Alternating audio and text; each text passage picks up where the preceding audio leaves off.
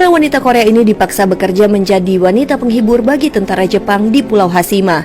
Baru saja sampai, pakaian mereka dilucuti untuk dilakukan pemeriksaan fisik. Bahkan ada dokter yang memeriksa tubuh mereka semua, memastikan mereka bebas dari penyakit menular. Selain itu, mereka dibawa ke rumah bordil. Gadis Korea ini berkata, "Kita tidak boleh sampai hamil di sini, sebab pernah terdengar seorang gadis Cina yang perutnya dibelah dan bayinya dicabut, lalu dipaksa kembali melayani para prajurit Jepang." Sang gadis kecil bernama Sohei ini pun tertegun melihat gadis-gadis yang berada di ruangan sempit menatap ke jendela dengan wajah yang depresi.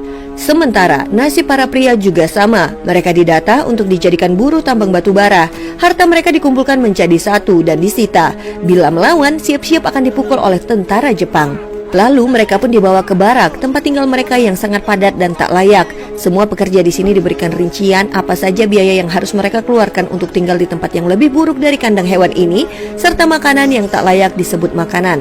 Kang Ok bahkan menemukan kecoa hidup di dalam makanannya. Namun tak ada pilihan bagi mereka. Semua itu tak ditanggung perusahaan dan akan dipotong dari gaji mereka yang sudah kecil. Dengan persetujuan dari Yamada, seorang pria bernama Chil-sung menantang mandor Korea mereka untuk duel 1 lawan 1 untuk memperebutkan posisi mandor. Sebab mandor lama ini begitu sering memukul para pekerja. Alhasil terjadilah pergulatan seru yang dimenangkan oleh Chil-sung.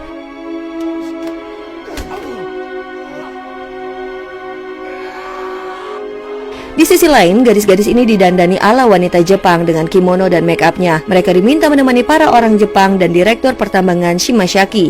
Mereka menyentuh para gadis termasuk Sohei yang masih sangat kecil ini. Gadis ini menangis ketakutan apalagi melihat kakak-kakaknya diperlakukan tidak baik. Kemudian musik pun diputarkan, yang mana itu adalah lagu milik dirinya dan sang ayah. Sohei memanfaatkan momen ini untuk unjuk bakat bahwa dia punya kemampuan lain dibanding menjadi pendamping pria-pria dewasa mengerikan ini.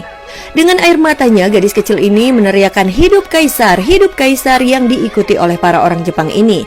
Hingga akhirnya Shimashaki memanggil anggota band lainnya dan akhirnya Sohei bisa bertemu kembali dengan sang ayah. Lalu di sisi lain, para pekerja ini dipaksa harus bertarung dengan maut mengumpulkan puing-puing batu bara, di mana lorong yang sempit, panas, dan oksigen yang tipis. Ketika mengisi penuh lori batu bara ini, mereka bekerja bahkan lebih dari 12 jam. Mereka makan seadanya di dalam terowongan yang pengap ini. Pekerja Romusha ini bekerja dengan berat dan tentunya bahaya mengincar mereka. Sebuah lori tak sengaja terlepas dan meluncur deras menabrak seorang pekerja hingga tewas. Tak hanya itu saja, lori itu membuat benturan hingga gas-gas pun bocor dan meledak.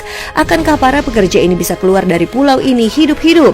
Kita lanjut lagi di next part, hanya di Snack Video, bikin semua beken.